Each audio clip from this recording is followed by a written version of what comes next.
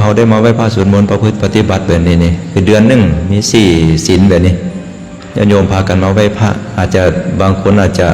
มีความเพียรเพิ่มอยู่ในบ้านในซ่องก็เห็นเป็นประจำแต่คือมาเอาอยู่ในวัดแบบนี้ได้รูปแบบใหญ่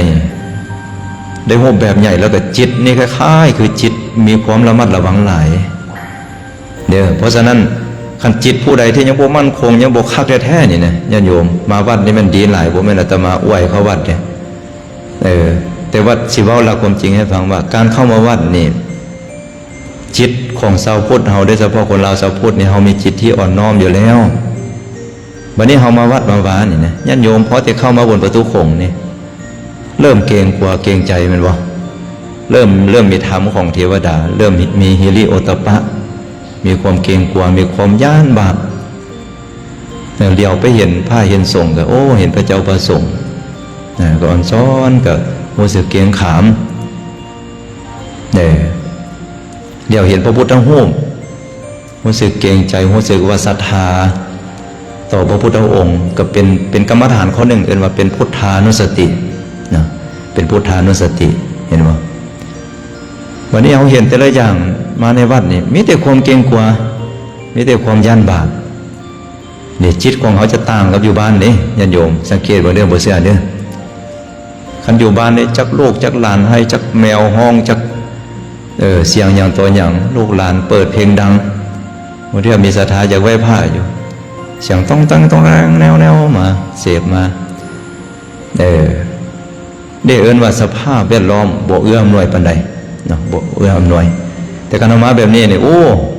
คักเลยนี่ญาติโยมนี่ยิ่งคือห้องนี้นี่เฮ็ดเป็นห้องประพฤติปฏิบัติธรรมพร้อมนี่ห้องใบผ้าสวดมนต์เจริญจิตตภาวนาเพราะฉะนั้นเขาจะเห็นว่าอยู่ในห้องนี้นี่ความหรูหราจะบ่มีญาติโยมบ่ให้จมให้วัดบ่ให้คิดว่าอ้อคือบ่ปูพรมคือบ่เฮ็ดให้สะดวกกว่านี้เด้ออาจารย์ห้องประพฤติปฏิบัติธรรมก็แบบนี้นะญาติโยมเนี่ยคันเฮาเสียสบายเกินไปอย่างนั้นเฮาบ่เห็นทุกข์เมื่อเฮาบ่เห็นทุกข์บ่ฮู้ทุกข์นี่ความสุขที่จะเกิดขึ้นที่เฮาจะผ่านพ้นเรื่องของขันติเรื่องของการประพฤติปฏิบัตินี่ก็จะบ่เห็นเจ้าเทื่อจะบ่เห็นความจริงเจ้าเทื่ออย่าพูดได้เจ้าเอาตนบำเพ็ญเนี่ยนะ6 ปีจึงค่อยได้ตรัสรู้เป็นพระสัมมาสัมพุทธเจ้าเนี่ยเพิ่นอยู่กับป่ากับดงถือป่าไม้ผู้พาป่าไม้นี่เป็นครูบาอาจารย์ก็ว่าแม่นเห็นบ่เป็นเรื่องธรรมดานี่เฮานี่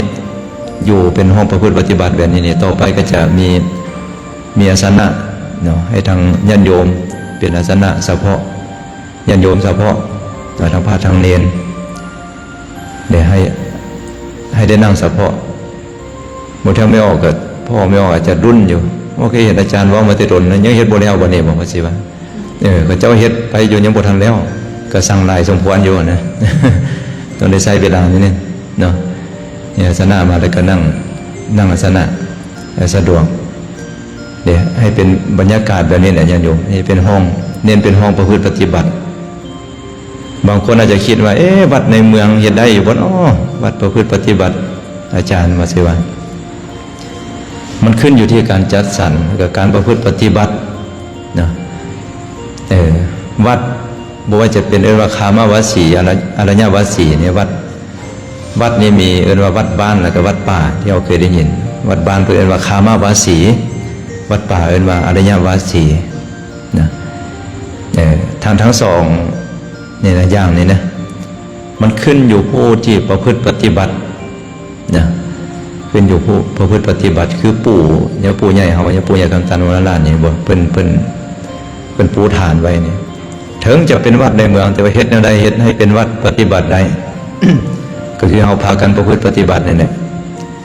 เราแวะพระสวดมนต์เจริญจิตตภาวนาเนี่ยพระเนรเฮ็ดทุกมื้อทุกวันอยู่แล้วแบบนี้เดี๋ยววันศีลนี่ก็คือรวมเนาะเป็นการเปิดโอกาสให้ทางญาติโยมได้มีส่วนร่วมในการมาเข้าประพฤติปฏิบัติธรรมไหว้พระสวดมนต์นี่นะเราใช้เวลาประมาณ1 2 ชั่วโมงแบบนี้นี่โอ้ถือว่าเป็นบุญมหาศาลโยมเป็นบุญมหาศาลบัดนี้คันเดือนนึงเนาะมีอยู่ประมาณ4 ศีลแม่นบ่4 ศีลนี่นะเราได้มาสร้างกุศลได้มาฟังเทศน์ฟังธรรมเนี่ยอาตมาว่า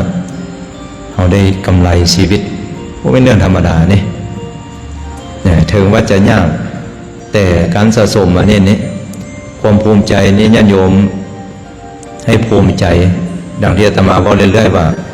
การภูมิใจในการเฮ็ดบุญในการประพฤติปฏิบัติธรรมนี่ตอนเขาเจ็บเขาป่วยนี่เขาจะเลี้ยวเห็นสิ่งนี้นี่มีค่ากับชีวิตของเขานี่มหาศาลเลยญาติโยมมหาศาลแท้ๆเลยแต่คณะบ่มีบุญบ่มีกุศลบ่ได้ประพฤติปฏิบัติธรรมได้แบบนี้นะวินาทีนั้นนี่เขาจักสิไขว่คว้าเอาอย่างมาเป็นที่พึ่งเดี๋ยวหาพ่อแม่บางเทื่อกับพ่อแม่ก็เสียไปแล้วเดี๋ยวหาน้องอ้ายหมู่เพื่อน ข้าเจ้าก็พอได้แต่มาเยี่ยมมายามนี่โบแม่นของเอาโบแม่นสิ่งที่เป็นแกนสารเนี่ยนะแต่ว่าคือถ้าเอามาประพฤติปฏิบัติแบบนี้นี่นะอันนี้มันเพื่อนที่แท้จริงของเราเนี่ยเอามาเบิ่งลมหายใจเขาออกมาประพฤติปฏิบัติธรรมอันนี้เป็นเพื่อนที่อยู่กับเราตลอดเนี่ยญาติโยมนี่เพื่อนที่ดีเพื่อนที่อยู่กับเราตลอดนี่ก็คือเพื่อนนี่แหละเพื่อนที่อยู่กับเราที่อยู่ใกล้เรานี่แหละอยู่ปลายดังเราหยุดนี่แหละลมหายใจนี่เพื่อนที่จะอยู่กับเราตลอดไปเนี่ยเพราะฉะนั้นเป็นเรื่องที่สำคัญถ้าเราเหตุใดตลอดเหตุกายเป็นนิสัยไปเรื่อยๆมันก็จะอยู่กับเราเรื่อยๆสิ่งใดที่เราเหตุเป็นประจำนะญาติโยมนั่นแหละจะเหตุให้เราเป็นนิสัยเรามักเข้าวัดฟังธรรมประพฤติปฏิบัติธรรมนิสัยอันนี้จิตดวงนี้ฮอดมือฮอดวันใกล้วันศีลมานี่จะตื่นโอ้มืออื่นนี่วันศีลแล้วเด้นี่ตั้งจิตตั้งใจโอ้มาวัดมาวาเด้เห็นบ่เขาก็คิดจิตตื่นในนี้เป็นผู้ฮู้ที่ถูกต้องเราเป็นว่าเป็นสมาธิเป็นความคิดที่ถูกต้องอยู่ในมรรคมีองค์ 8เพื่อเอาขึ้นต้นเลยบ่สมาธิสมาสังกัปปะเฮาสู่ก่อนสีนั่งสมาธิเนี่ยมรรคมีองค์ 8เห็นบ่นี่เป็นเรื่องที่สำคัญนะอยากจะเพิ่มเติมให้ทางญาติโยมเราท่านทั้งหลายได้เข้าใจว่าเส้นทางการศึกษาโดยเฉพาะที่พระองค์ได้ตัดเรื่องสัทธรรม3ที่อาตมาได้ว่าไปแล้วนั้นก็จับหลักให้ได้ปริญญาคือการศึกษาเล่าเรียนโอ้อันใดถูกอันใดควรอันใดควรทำบุควรทำเมื่อใดศึกษาปริญญาแล้วก็ลงภาคประพฤติปฏิบัติมีการเจริญจิตตภาวนานั่งสมาธิเป็นต้นการปฏิบัติในที่นี้ก็บ่ได้หมายถึงว่าต้องไม่เฮ็ดแต่รูปแบบในญาติโยมนี่เว้นจะมานั่งสมาธิเดียวอย่างจงกรมอย่างเดียวก็บ่แม่นเนี่ยผู้ปฏิบัติทำเป็นนี่นะทุกอิริยาบถที่ญาติโยมเคลื่อนไหวน้อยใหญ่บ่ว่าจะเป็นอิริยาบถย่อยก็ดีเดี่ยวซ้ายแล้วขวาจับนั่นจับนี่เฮ็ดเวียกเงินเวียกซานเข้าห้องลาห้องการมีสติในการเหตุการไปการมานี่เป็นการประพฤติปฏิบัติทั้งหมดขับรถขับรางแบบนี้นะเดี๋ยวเขามีสตินี่เป็นการประพฤติปฏิบัติธรรมเหมือนกันนะเมื่อใดประพฤติปฏิบัติแล้วก็ปฏิเวทบ่ได้หลายก็ได้น้อยก็ได้แน่นอนผลที่ได้รับจากการประพฤติปฏิบัติที่อาตมาได้เว้าไปเพราะฉะนั้นก็ขออนุโมทนาสาธุการพระเจ้าประสงค์สมณเณรนะทั้งญาติโยมทุกท่านที่ได้มาไหว้พระสวดมนต์เจริญจิตตภาวนา